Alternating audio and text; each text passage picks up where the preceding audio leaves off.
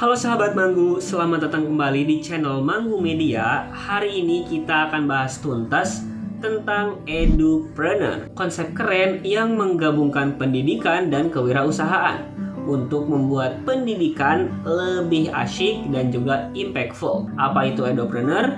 Apa perannya, apa tantangannya, dan gimana caranya jadi salah satunya? Yuk kita bahas tuntas di video kali ini, dan jangan lupa buat like, subscribe, dan nyalakan lonceng notifikasinya biar kalian gak ketinggalan video lainnya dari Manggu Media. Dan tanpa basa-basi, yuk kita bahas. Apakah Anda seorang pendidik, mahasiswa, atau pegiat dunia pendidikan yang ingin berinovasi dan membangun kemandirian finansial melalui kreativitas? Edupreneur, kewirausahaan dalam pendidikan adalah jawaban yang Anda cari. Buku ini mengupas tuntas konsep dasar edupreneurship. Mengapa kewirausahaan penting dalam dunia pendidikan? Strategi membangun usaha berbasis pendidikan. Kisah-kisah inspiratif dari para edupreneur sukses dan langkah praktis merancang inovasi pendidikan yang berkelanjutan. Ditulis dengan bahasa yang ringan dan aplikatif, dilengkapi studi kasus nyata dan panduan langkah demi langkah. Cocok untuk guru, dosen, pelatih, kepala sekolah, dan siapa saja yang peduli terhadap masa depan pendidikan. Jadilah bagian dari generasi pendidik yang kreatif, mandiri, dan berdampak. Mulai perjalanan Anda menjadi edupreneur hari ini. Dapatkan bukunya sekarang juga hanya di www.manggustore.com atau temukan Manggu Store di e-commerce kesayangan kamu.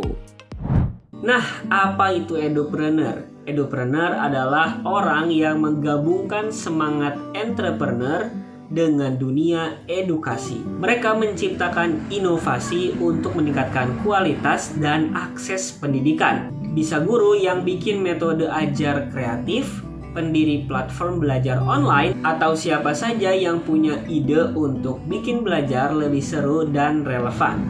Fokusnya bukan cuma duit, tapi dampak positif buat pendidikan. Nah, apa sih yang bikin edupreneur ini spesial? Nah, ini ada ciri-cirinya. Yang pertama, inovatif. Selalu punya ide baru, misalnya aplikasi belajar yang interaktif atau kurikulum yang berbasis proyek. Yang kedua, berfokus pada pembelajaran. Utamakan hasil belajar siswa, bukan cuma keuntungan.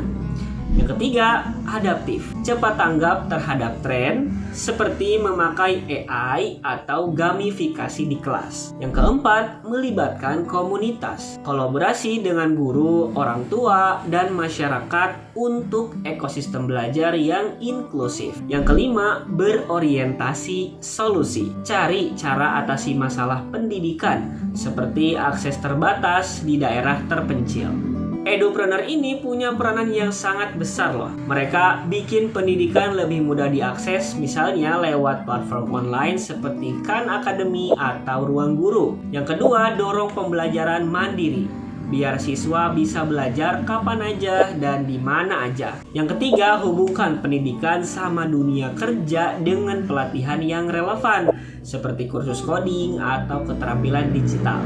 Yang keempat, ciptain lingkungan belajar yang seru, kayak kelas virtual atau lab simulasi. Dan yang terakhir, dukung guru dengan pelatihan dan alat canggih biar ngajarnya makin kece. Di sekolah, edupreneurship bisa diterapkan lewat cara-cara keren. Misalnya yang pertama, teaching factory. Siswa belajar sambil bikin produk yang bisa dijual, seperti kerajinan atau makanan, sekaligus siapin mereka buat kerja. Yang kedua, business center. Sekolah punya unit bisnis, misalnya toko kecil atau jasa cetak, untuk menambah pendapatan dan ajarin siswa tentang kewirausahaan. Kepala sekolah punya peran kunci di sini.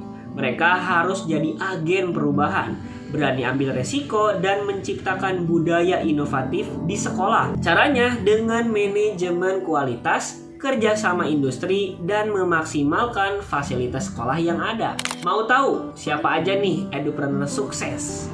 Yang pertama ada Sal Khan dari Khan Academy. Bikin video pembelajaran gratis yang udah bantu jutaan orang di seluruh dunia. Yang kedua ada Hadi Parto dari Ruang Guru, platform belajar online yang bikin siswa Indonesia belajar dengan cara yang modern dan seru. Nah, tapi jadi edupreneur nggak selalu mulus. Ada beberapa tantangannya.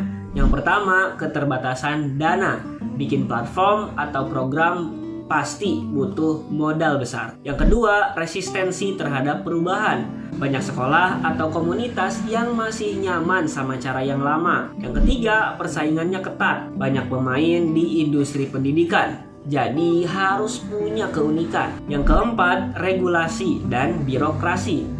Aturan pendidikan di beberapa negara bisa bikin inovasi malah jadi melambat. Meskipun demikian, dengan kreativitas dan juga ketekunan, semua tantangan tadi bisa diatasi. Kedepannya, edupreneur bakal makin penting. Dengan teknologi seperti AI, virtual reality, dan big data, mereka bisa bikin pengalaman belajar yang super personal dan efektif. Bayangin, kelas yang disesuaikan sama gaya belajar tiap siswa. Plus, edupreneur bisa bantu tutup kesenjangan pendidikan di daerah-daerah terpencil. Bikin dunia yang lebih adil lewat pendidikan yang berkualitas. Nah, kalian pengen jadi edupreneur? Ini ada tips buat kalian para pemula. Yang pertama, temukan masalah. Cari tahu apa yang kurang di dunia pendidikan. Misalnya akses atau metode belajar yang membosankan. Yang kedua, manfaatkan teknologi. Gunakan platform digital atau media sosial untuk menjangkau lebih banyak orang. Yang ketiga, bangun jaringan. Kolaborasi sama guru, orang tua, atau perusahaan untuk dukung ide kamu. Yang keempat, mulai dari hal kecil. Gak perlu langsung bikin platform besar. Coba dulu dengan kelas-kelas kecil atau konten edukasi di YouTube. Dan yang terakhir, terus belajar. Ikuti tren pendidikan dan kembangkan keterampilan wirausaha kamu. Wah, edupreneur emang konsep yang bikin semangat kan? Mereka nggak cuman ubah cara kita belajar, tapi juga bikin pendidikan lebih inklusif dan relevan. Kalau kamu punya ide buat jadi edupreneur atau pengalaman seru soal pendidikan inovatif, tulis di kolom komentar di bawah ya. Jangan lupa buat like, share, dan subscribe biar kita bisa terus bahas hal-hal yang menarik lainnya. Sampai jumpa lagi di video berikutnya. Bye-bye. Kalau ada pembahasan Manggu yang keliru, jangan lupa untuk kasih koreksi, kritik, dan saran di kolom komentar ya. Dan sampai jumpa lagi di video selanjutnya.